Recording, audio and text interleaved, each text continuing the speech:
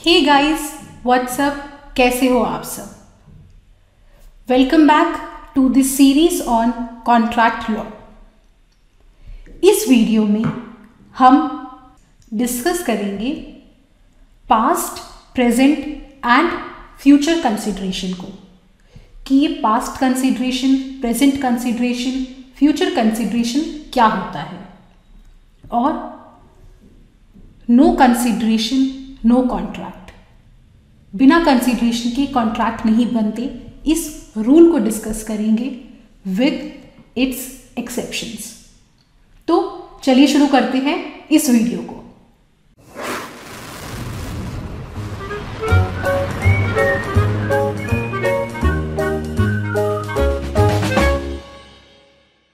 Consideration में भी past, present और फ्यूचर। कंसिडरेशन पास्ट भी हो सकती है, प्रेजेंट भी हो सकती है और फ्यूचर भी हो सकती है। पास्ट कंसिडरेशन हैज डन और abstain from doing something. Present consideration does और abstain from doing something. Future consideration promises to do or abstain from doing something, has done, does, promises to do। जैसे जो बचपन में past tense, present tense, future tense पढ़ा था ना, बिल्कुल वैसे ही पास्ट कंसिडरेशन, प्रेजेंट कंसिडरेशन और फ्यूचर कंसिडरेशन। अब वन बाय वन इन्हें समझते हैं। Past consideration. पास्ट कंसिडरेशन का मतलब होता है कि किसी प्रॉमिस के लिए कंसिडरेशन पहले ही दिया जा चुका है और प्रॉमिस बाद में हो रहा है। आप शाम को घर से बाहर निकले और तभी बड़ी परेशान सी आपकी पड़ोस वाली आंटी ने आपको रिक्वेस्ट की कि बेटा मेरा टॉमी कहीं मिल नहीं रहा है, प्लीज़ उसे ढूंढ लाओ। आपने आंटी की रिक्वेस्ट मानते हुए टॉमी की सर्च शुरू कर दी और बहुत मेहनत और मुशक्क़त के बाद आपको टॉमी मिला और आपने उसे आंटी को दे दिया। अब आंटी ने आपके इन एफर्ट्स के लिए आपको 100 रुपीज़ प्रॉमिस किए एज रिवॉर्ड। आपने उनका टॉमी ढूंढा और वो 100 रुपीज़ दे दिए। बड़े खुशी खुशी से आप घर गए और आपने अपनी मम्मी को बताया, मम्मी मुझे वो पास वाली आंटी ने 100 रुपीज़ दिए। तो आपकी मम्मी पूछती हैं, क्यों, तुझे 100 रुपीज़ क्यों दिए? अब इसका आंसर आप क्या दोगे? आंटी ने मुझे 100 रुपीज़ दिए क्योंकि मैंने उनकी रिक्वेस्ट पर टॉमी को ढूंढा। This is past consideration.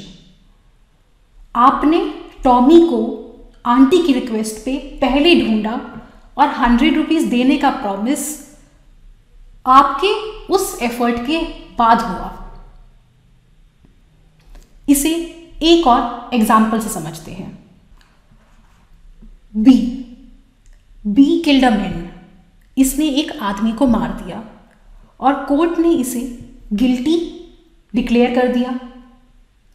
अब इसने एल को रिक्वेस्ट की कि प्लीज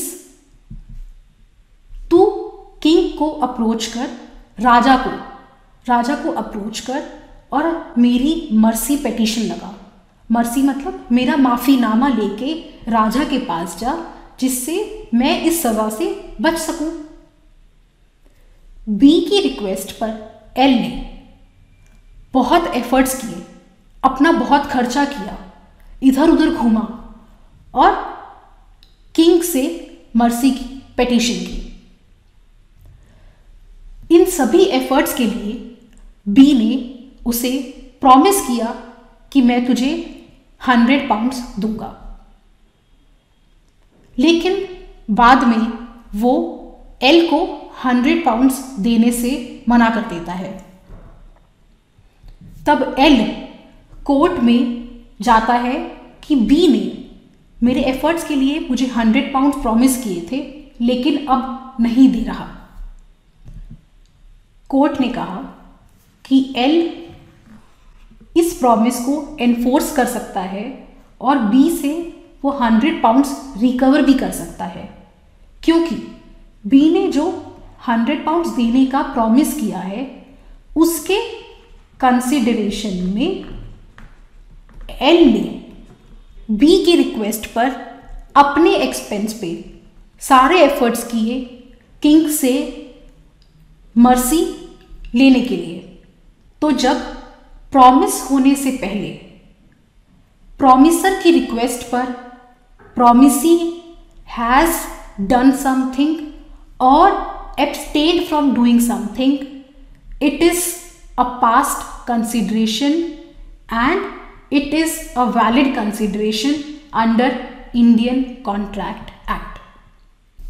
तो हमारी रोज़मर्रा की ज़िंदगी में जब हमें हमारी रिक्वेस्ट पर सर्विस पहले ही मिल जाती है और उसके लिए पे करने का प्रॉमिस हम अब कर रहे हैं, तो वो हमारे लिए पास्ट कंसिडरेशन है।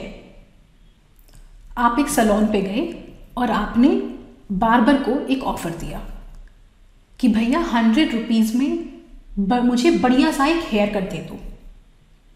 उसने आपको चेयर पे बिठाया और एक आपके बाल काट दिए। तो उसने आपका ऑफ़र एक्सेप्ट कर लिया और साथ ही साथ अपनी परफॉर्मेंस भी कंप्लीट कर दी और अपनी साइड से कॉन्ट्रैक्ट का कंसिडरेशन भी दे दिया। अब आप बाउंड हो कि आप उस बार्बर को 100 रुपीज़ दो। ये होता है प्रेजेंट कंसिडरेशन। तो प्रेजेंट कंसिडरेशन होता है जहां पर अग्रीमेंट होने के साथ साथ मतलब साइमल्टेनियसली कंसिडरेशन प्रोवाइड कर दिया जाए। अब ये प्रेजेंट कंसिडरेशन पास्ट कंसिडरेशन से कैसे डिफरेंट है? पास्ट कंसिडरेशन में जब कंसिडरेशन दिया गया तब कोई प्रॉमिस था ही नहीं। प्रॉमिस कंसिडरेशन देने के बाद पिक्चर में आया। आंटी ने आपसे रिक्वेस्ट की कि टॉमी को ढूंढ लाओ और आप ढूंढ लाए। तब 100 रुपीज़ देने का कोई प्रॉमिस था ही नहीं। आपके ढूंढ लाने के बाद आपकी कंसिडरेशन को रिकग्नाइज करते हुए वो प्रॉमिस हुआ। ये तो है पास्ट कंसिडरेशन। और वही प्रेजेंट कंसिडरेशन में प्रॉमिस हो रहा है और उसके साथ साथ साइमल्टेनियसली कंसिडरेशन मूव कर रही है, प्रेजेंट कंसिडरेशन। अब नेक्स्ट है फ्यूचर कंसिडरेशन। इमेजिन करो आप बुटीक पे गए और आपने मास्टर जी या टेलर जो भी कहिए उनसे कहा कि वो आपके लिए एक ड्रेस स्टिच कर दे 1000 रुपीज़ में। आपने ऑफर दिया मास्टर जी को कि वो आपको एक ड्रेस स्टिच कर दे 1000 रुपीज़ में। मास्टर जी ने कहा ठीक है, आप अपना जो कपड़ा लाए हो उसे यहाँ छोड़ जाओ, मैं 15 दिन में आपकी ड्रेस स्टिच कर दूंगा। तो आपने कहा ठीक है, मैं जब वो ड्रेस लेने आऊँगी 15 दिन बाद तब आपको उस ड्रेस के पैसे मतलब वो 1000 रुपये स्टिचिंग के दे दूंगी। यहाँ अग्रीमेंट तो हो गया है कि मास्टर जी मेरी ड्रेस स्टिच करेंगे और उसके बदले मैं उन्हें 1000 रुपये दूंगी। लेकिन परफॉर्मेंस ऑफ कॉन्ट्रैक्ट दोनों तरफ से अभी आउटस्टैंडिंग है। वो दोनों अपना परफॉर्मेंस एक किसी फ्यूचर डेट पे कंप्लीट करेंगे। 15 दिन बाद मास्टर जी मुझे ड्रेस देंगे और 15 दिन बाद ही जब मैं वो ड्रेस लेने जाऊंगी तब उन्हें वो पैसे दूंगी 1000 रुपये। ये है फ्यूचर कंसिडरेशन। फ्यूचर कंसिडरेशन जहां पर अग्रीमेंट हो गया है लेकिन दोनों तरफ से परफॉर्मेंस अभी आउटस्टैंडिंग है जो एक फ्यूचर डेट पे कंप्लीट होगी, वो है future consideration. Past consideration, consideration promise होने से पहले ही मूव कर गया। Present consideration, consideration moves simultaneously with making of the agreement. Future consideration, agreement has been made but the consideration is outstanding on both the sides। Okay, और ये तीनों ही consideration Indian contract act में validly recognised है। करण अर्जुन को promise करता है कि वो उसे 1000 रुपीज देगा, लेकिन इस 1000 रुपीज के बदले अर्जुन की साइड से करण के लिए कोई कंसिडरेशन नहीं है। क्या ये एक वैलिड कॉन्ट्रैक्ट है? नहीं। An agreement without consideration is void. No consideration no contract. और ये कहता है section 25 of the Indian contract act. जिस अग्रीमेंट में कंसिडरेशन नहीं होगा वो अग्रीमेंट वॉइड होगा। बिना कंसिडरेशन के कोई कॉन्ट्रैक्ट बन ही नहीं सकता। अरे तभी तो हम इतने सारे लेक्चर से कंसिडरेशन डिस्कस कर रहे हैं, वरना क्या फायदा था कंसिडरेशन पढ़ने का? क्योंकि बिना कंसिडरेशन के कॉन्ट्रैक्ट नहीं बन सकता। No consideration no contract. बिना कंसिडरेशन के कॉन्ट्रैक्ट नहीं बन सकता, ठीक बात है, लेकिन कुछ ऐसी सिचुएशंस हो सकती हैं जहां पर बिना कंसिडरेशन के भी कॉन्ट्रैक्ट वैलिड हो। तो अब वन बाय वन हम उन एक्सेप्शंस को देखेंगे, उन केसेस को देखेंगे जहां पर बिना कंसिडरेशन के भी एक कॉन्ट्रैक्ट वैलिड होता है। ये रणवीर है और दीपिका है, ये दोनों हस्बैंड वाइफ हैं। रणवीर दीपिका से जिसे वो बहुत प्यार और अफेक्शन रखता है उसे कहता है, दीपिका माय वाइफ, आज से मेरी आधी प्रॉपर्टी तुम्हारी। Ranveer out of love for Deepika उससे कहता है, दीपिका आज से मेरी आधी प्रॉपर्टी तुम्हारी। इस पर दीपिका कहती है, बातें मत बनाओ, तुम्हें तो बातें बनाने की आदत है। रणवीर को बहुत दिल पे लग जाती है। वो अपने सॉलिसिटर्स को बुलाता है और एक रिटन और रजिस्टर्ड डॉक्यूमेंट बनवाता है जिसमें लिखा होता है, आज से मेरी आधी प्रॉपर्टी दीपिका की। क्या ऐसा करने के लिए रणवीर को कोई कंसिडरेशन मिल रहा है? क्या यहां पर दीपिका की साइड से कोई कंसिडरेशन है? उसे तो रणवीर की आधी प्रॉपर्टी मिल रही है। नहीं, दीपिका की साइड से कोई कंसिडरेशन नहीं है। रणवीर ने ये property out of love and affection for Deepika उसके नाम की। So is this not a valid contract? It is a valid contract because it is covered by our first exception, promise due to natural love and affection. जो out of love and affection promises किए जाएं वो इस exception में cover होते हैं और बिना कंसिडरेशन भी एक वैलिड कॉन्ट्रैक्ट होते हैं। लेकिन उसके लिए पार्टीज जिनके बीच में ये कॉन्ट्रैक्ट हो रहा है वो नियर रिलेशन में होनी चाहिए। नियर रिलेशन मतलब कुछ भी हो सकता है, husband wife, brother brother, father daughter etcetera. Promise out of natural love and affection होना चाहिए। और थर्ड, रिटन एंड रजिस्टर्ड होना चाहिए। ओके, अब ये एक्सेप्शन हमने समझ लिया। अब मेरे पास आपके लिए एक सिचुएशन है। एक हिंदू हस्बैंड एंड वाइफ हैं, उनके बीच में बहुत झगड़े होते हैं, बहुत ज़्यादा झगड़े। तो हस्बैंड अपनी वाइफ को कहता है कि हम अलग अलग रहते हैं, प्लीज़ तुम अलग जाके रहने लग जाओ, मैं तुम्हें हर महीने मेंटेनेंस दूंगा। वो एक रिटन और रजिस्टर्ड डॉक्यूमेंट भी बनवाता है जिसमें लिखा होता है कि अब मेरी वाइफ अलग रह रही है और इसके लिए मैं उसे हर महीने मेंटेनेंस दूंगा।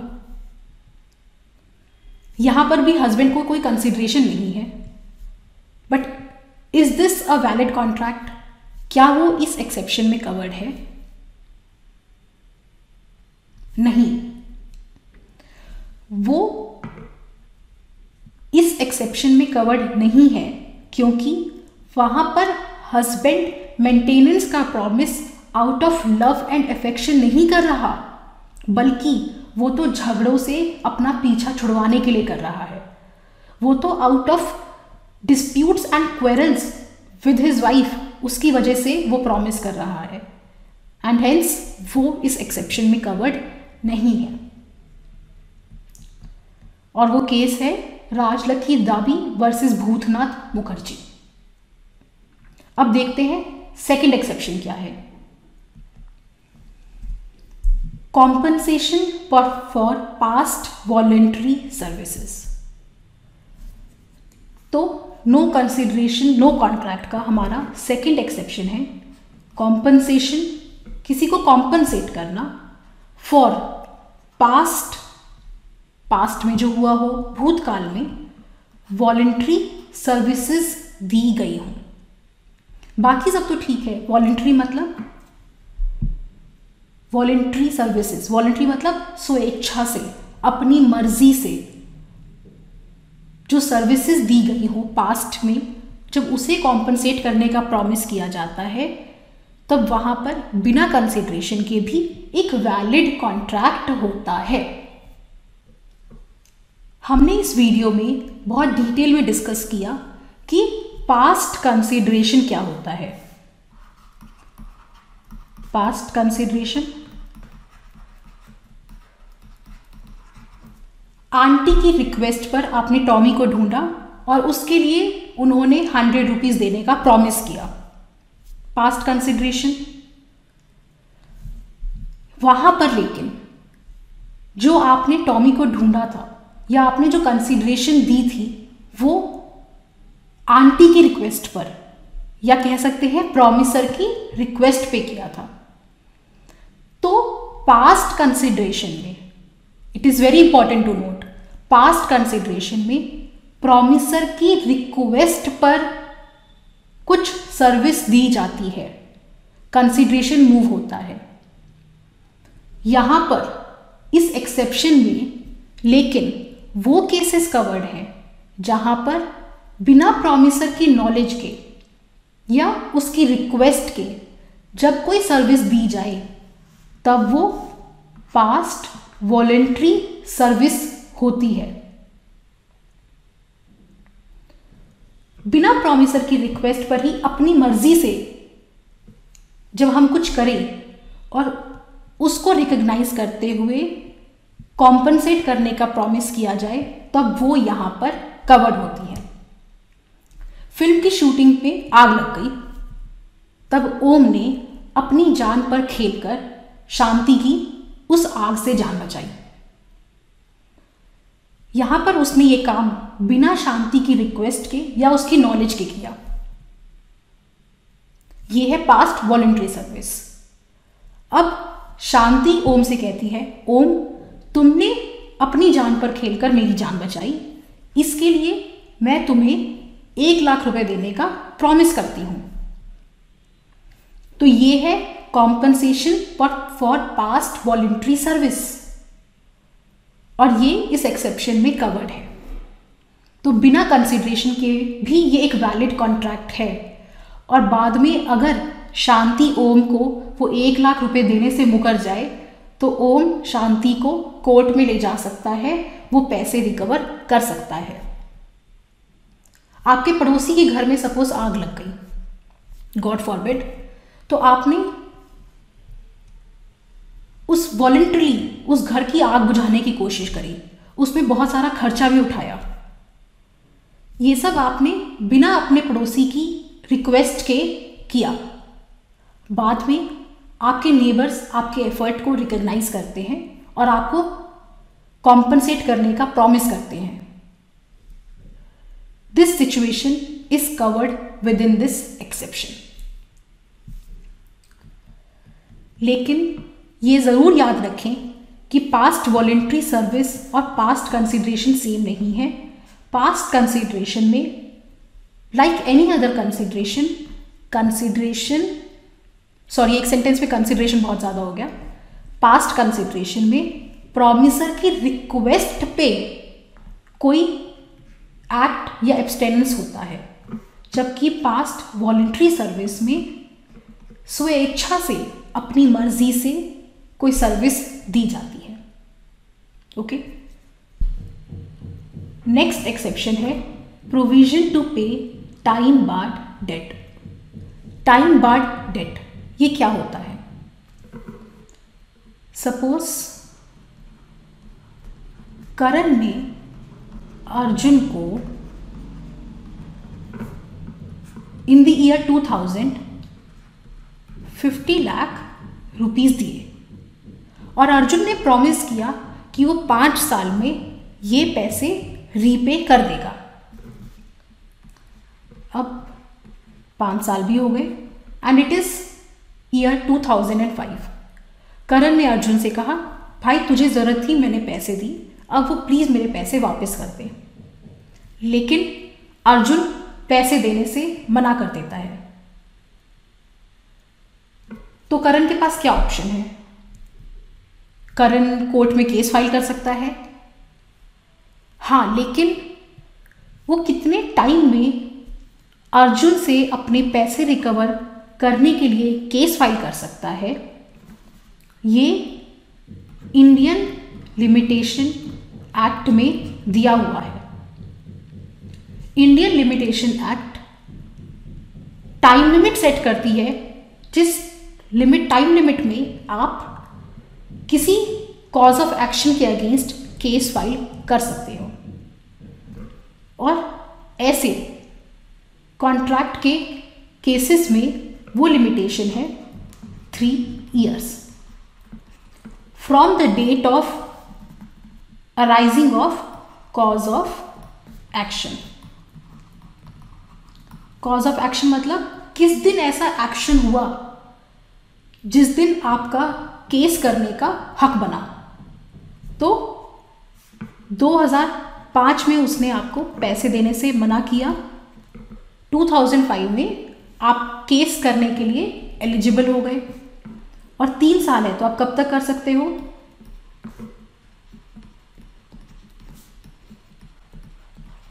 तो आप 2008 तक अर्जुन के अगेंस्ट करण केस कर सकता था, लेकिन फॉर सम और अदर रीजन करण ने अर्जुन पर केस नहीं किया।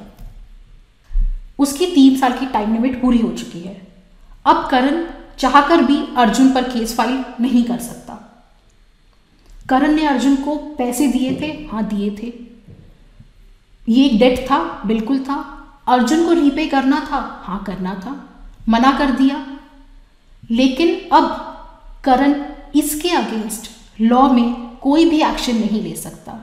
अब वो 2008 के बाद जब टाइम लिमिट पूरी हो गई है 3 साल की, करण अर्जुन के अगेंस्ट कोई भी केस फाइल नहीं कर सकता। इसी को कहते हैं टाइम बार्ड डेट। डेट है लेकिन वो टाइम की वजह से बार हो चुका है, उसके अगेंस्ट लीगल एक्शन नहीं लिया जा सकता। अब सपोज कम दिस ईयर 2020 में पैंडेमिक के सिचुएशन में सब एकदम से हाहाकार मच गया कि सब मर ही जाएंगे।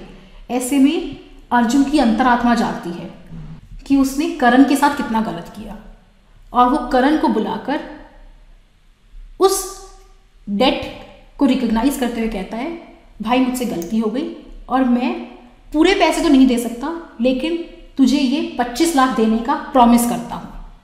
तो ये जो अर्जुन ने 25 लाख वापस देने का प्रॉमिस किया, ये है हमारा नेक्स्ट एक्सेप्शन, जहाँ पर provision to pay time barred debt. Contract act ऐसे केसेस को रिकॉग्नाइज करता है कि भले ही यहाँ पर आज की डेट में कोई कंसिडरेशन नहीं है, फिर भी ये एक वैलिड कॉन्ट्रैक्ट है।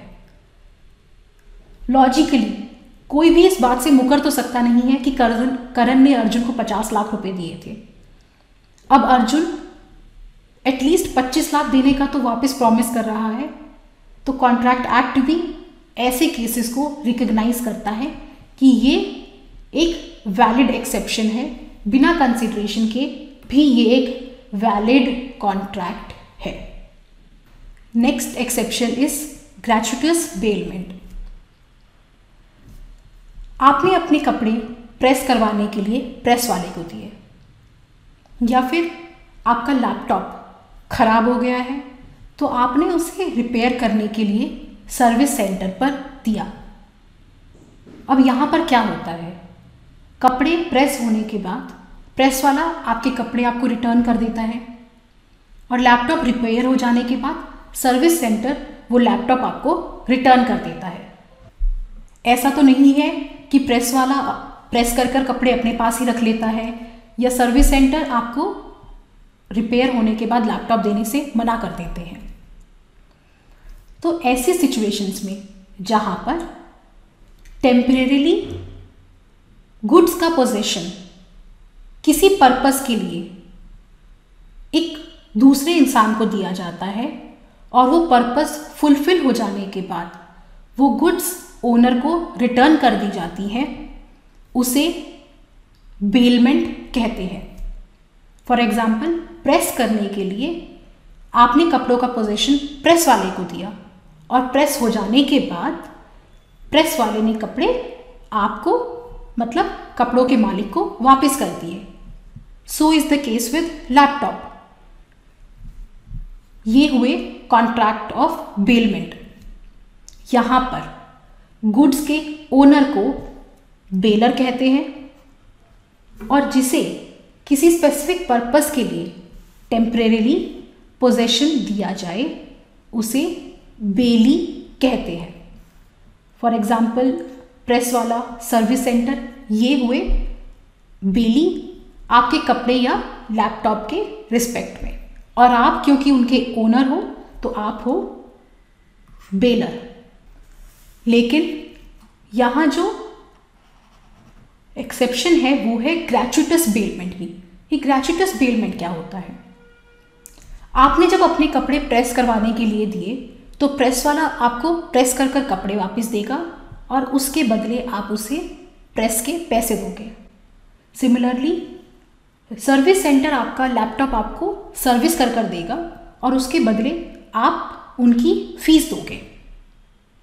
यहाँ दोनों ही सिचुएशन में कंसिडरेशन इन्वॉल्व है और उसे कहते हैं नॉन ग्रेचुइटस बेलमेंट। लेकिन अगर सपोज आप अपने दोस्त को अपनी ड्रेस पहनने के लिए देते हो या अपने भाई को अपनी बुक पढ़ने के लिए देते हो, तो यहाँ पर ऑब्वियसली आप अपने फ्रेंड से या आप अपने भाई से कुछ चार्ज नहीं करोगे।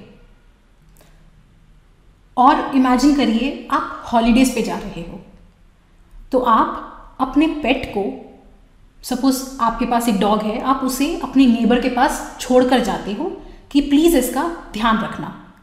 आपके नेबर आपके पेट का ध्यान रखते हैं while you are enjoying yourself on holidays. अब यहाँ पर ऑब्वियसली आपका नेबर आपसे कुछ चार्ज नहीं करेगा। ऐसी ही सिचुएशन को कहते हैं ग्रेचुइटस बेलमेंट। तो जहाँ पर कंसीडरेशन इन्वॉल्व ना हो उन बेलमेंट्स को कहते हैं ग्रेचुइटस बेलमेंट। ग्रेचुइटस का मतलब ही होता है फ्री ऑफ चार्ज। और इंडियन कॉन्ट्रैक्ट एक्ट कहता है कि बिना कंसीडरेशन के भी बेलमेंट का कॉन्ट्रैक्ट बन सकता है। इसीलिए it is an exception to the rule no consideration no contract. Next exception is contract of agency. एक प्रिंसिपल और एजेंट के बीच में जो कॉन्ट्रैक्ट होता है उसे कहते हैं कॉन्ट्रैक्ट ऑफ एजेंसी। यहाँ प्रिंसिपल एजेंट को कंसेंट देता है कि एजेंट उसे रिप्रेजेंट कर सकता है डीलिंग्स में और लीगली बाइंड कर सकता है। तो एजेंट थर्ड पार्टी के साथ कॉन्ट्रैक्ट करते हुए प्रिंसिपल को रिप्रेजेंट कर सकता है और उसे बाइंड भी कर सकता है। अब इंडियन कॉन्ट्रैक्ट एक्ट का सेक्शन 185 कहता है कि ऐसे कॉन्ट्रैक्ट ऑफ एजेंसी बनाने के लिए कंसीडरेशन नेसेसरी नहीं है। इसलिए कॉन्ट्रैक्ट ऑफ एजेंसी हमारा नेक्स्ट एक्सेप्शन है to the rule no consideration no contract. Agency के कॉन्ट्रैक्ट बिना कंसीडरेशन के भी बन सकते हैं और ये इंडियन कॉन्ट्रैक्ट एक्ट में रिकग्नाइज्ड है। लास्ट एक्सेप्शन है कंप्लीटेड गिफ्ट्स के केस में। यहाँ पर डोनर जो गिफ्ट दे रहा है डोनी को गिफ्ट ऑफर करता है, डोनी वो गिफ्ट एक्सेप्ट करता है। ऐसे केस में गिफ्ट कंप्लीट हो गया, लेकिन गिफ्ट देने वाले को कंसिडरेशन में क्या मिला? उसने तो गिफ्ट दे दिया, लेकिन डोनर को उसके कंसिडरेशन में इन रिटर्न क्या मिला? आप कहेंगे उसे गिफ्ट देने की खुशी मिली मैम। बिल्कुल सही बात है, लेकिन हमने देखा था कि consideration must be something valuable. तो बेसिकली डोनर को ये गिफ्ट देने के लिए खुशी, सेटिस्फैक्शन ये तो मिला, लेकिन गिफ्ट के कंसिडरेशन में कुछ भी वैल्यूएबल नहीं मिला। यहाँ पर कुछ भी क्विड प्रो क्यो नहीं है। तो नो कंसिडरेशन नो कॉन्ट्रैक्ट का एक एक्सेप्शन है कंप्लीटेड गिफ्ट्स। बिना कंसिडरेशन के कॉन्ट्रैक्ट नहीं बनता। Without consideration an agreement is void. लेकिन कुछ केसेस में बिना कंसिडरेशन के भी कॉन्ट्रैक्ट वैलिड होते हैं।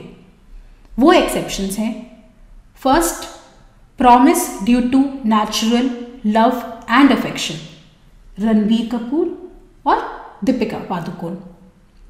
Second, compensation for past voluntary services, Om ने शांति की जान बचाई। Third, provision to pay time barred debt, Karan ने अर्जुन को 50 लाख दिए, लेकिन 3 साल तक केस फाइल नहीं किया, तो वो एक टाइम बार्ड डेट बन गया। अब अर्जुन उसमें से जो भी कुछ देने का प्रॉमिस कर दे वो एक वैलिड कॉन्ट्रैक्ट है। ग्रेचुइटस बेलमेंट, बिना कंसिडरेशन के भी बेलमेंट एक वैलिड कॉन्ट्रैक्ट है। कॉन्ट्रैक्ट ऑफ एजेंसी, एजेंसी बनाने के लिए कंसिडरेशन नेसेसरी नहीं है। Last, completed gifts, completed gifts में कंसिडरेशन नहीं है, फिर भी वो वैलिड है। तो आई होप ये वीडियो आपको समझ में आया, it was helpful. I will see you next time and I want to leave you with this thought by none other than our former president, Mr. APJ Abdul Kalam. You were born with wings, don't crawl. Learn to use them, fly and fly.